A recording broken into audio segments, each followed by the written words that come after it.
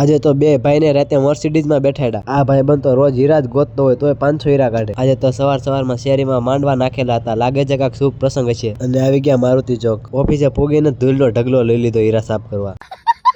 કરી નાખ્યું મશીનનું spot vertical. આ બાજુ ભાવેશભાઈ લેન્સ સાફ કરતા શીખવાડતા હતા. મેં કાનમાં કાંક આવું કીધું. किरिश का सुनने का गाना किरिश का લઈ આવ્યા 100 હીરાનો લોટ ને બોલાવી દીધી બાકાજીકી. લઈ આવ્યા 61 હીરાનો લોટ ને બોલાવી દીધી બાકાજીકી. પડી ગયો લંચ ને નીકળી ગયા જમવા. હીરા થઈ જતા પૂરા એટલે ઘડીક આપણે બહાર આવીને વાટ જોઈ.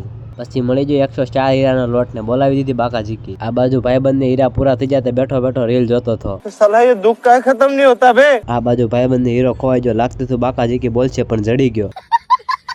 ભાઈબંધને હીરા મળી જાય તો ટાટિયા ઊંચા ચડાવી દીધા. લાગે 500 હીરા કાઢશે.